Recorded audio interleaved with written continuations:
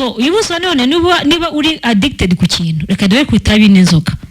bikabya kunaniye kubireka banzu urebe amafaranga icyo kintu kigukonsoma urayazi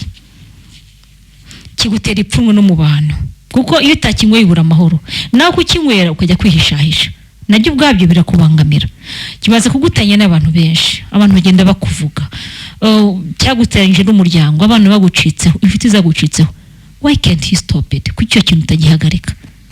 fata icyemezo byuka mu gitondo ntuzamye ngo uzasenga nubwo wasenga amajoro 40 nka Yesu yasenze mu butayu wapi mu gihe utafata icyemezo igihe cyose wabonye ko iki kintu ari izo zoga zirakumara amafaranga zakuvanye ku miryango nabwo yabaye imbobo kubera cyo ukabyika mu ndoka muga ati you know what urazi wowe wanzoga we namaze amezi 9 mu nda ya mama ntari kumwe namwe sinakundisana waga inzoga ubone inzoga bo kubyira kandi ukabivuga warakaye nkaho koko ziri imbere yawe cyangwa ari nk'umuntu imbere yawe mu kuhangana nawe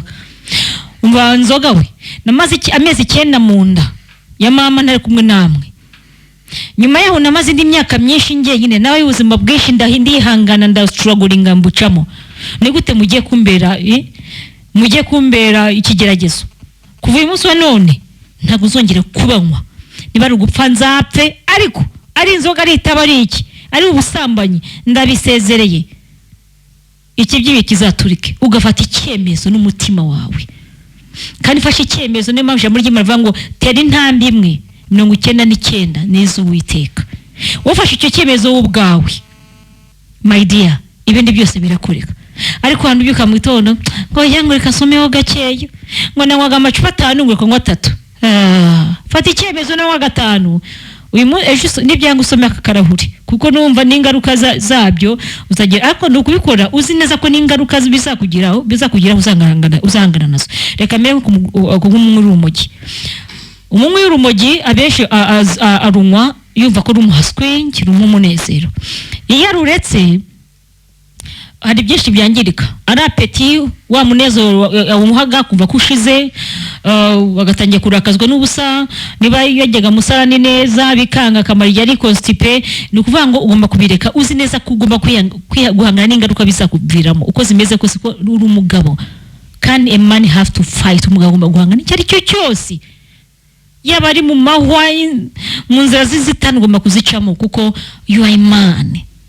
ntabwo mvuze ko ari umugabo guswangana nabyo uwo ari wese yanangana nabyo ariko banzu tekereza ingaruka zabyo kandi wanzu narebe ese nashaka kubaho cyane nashaka kuyahura nushaka kubaho rero rwanya iki kirimo kukurwanya so tugaruke rero kuri Evergreen ni igisubizo it's an answer to any problem ufite ibibazo byo kurangiza vuba ntabwo kigenenza mu buriri ufite akajagari ntabwo urisobanukirwa ibirimo kukuba muri iyi minsi ntabwo bizi uribaza what's happening byagenze gute ntabwo nyiri kanaka nari nsanzwe mbawe ubone nasabanaga n'abantu none sigaye numva n'umuziki nkumva urantera ski umuntu asigaye ambwira ijambo nkumvamo kunera iseseme byagenze gute hari igihe kigere rero ubuzima bukaguhinduka isi kaguhinduka ikire kikaguhinduka nabwo ukihinduka ukibaza ibyo ari byo so